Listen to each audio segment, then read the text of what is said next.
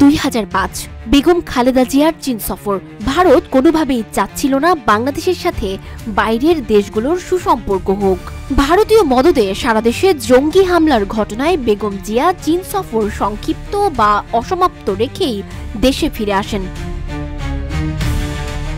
2024 July Sheikh Hasina 5 billion বা 500 কোটি ডলারের জায়গায় মাত্র 14 কোটি ডলার প্রত্যাশা সেই সফরকে ব্যাপক সমালোচিত করে। এমনকি এই সফরের সবচেয়ে বেশি গুরুত্বপূর্ণ টপিক তিস্তা মহাপরিকল্পনা জানিয়ে সেই সফরে কোনো কথাই হয়নি। এদিকে চলছে 2025 আবারও চীন সফর। অন্তর্বর্তী সরকারের প্রধান উপদেষ্টা ডক্টর মোহাম্মদ ইউনূস 4 দিনের চীন সফরে। সফর শেষ হতে না হতেই সর্বোচ্চ আলোচনার মধ্যমণি ডক্টর ইউনূস। দম্ভ নেই, নেই চিৎকার চেঁচামেচি, ঢোল পিটিয়ে সর্বত্র হাক ডাকো নেই। প্রশ্ন আসতেই পারে, ডক্টর ইউনূসের চীন সফরে বাংলাদেশ কি পাচ্ছে?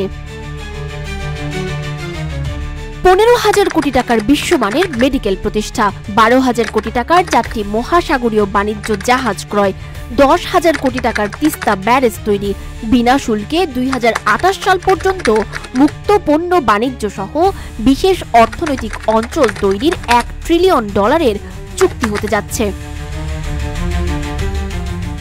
এরই মধ্যে বাংলাদেশের সবচেয়ে বড় সমস্যা রোহিঙ্গা প্রস্তাব জাতিসংঘে পাশ হয়েছে 140 দেশের প্রত্যক্ষ ভোটে, যেখানে কোনো দেশ বিপক্ষে ভোট দেয়নি।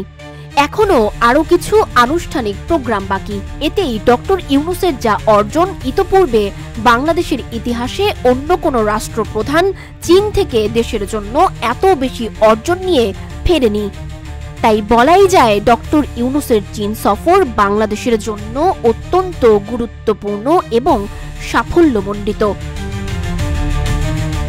সানজিদা আফরিন সোনিয়া, রূপালী বাংলাদেশ।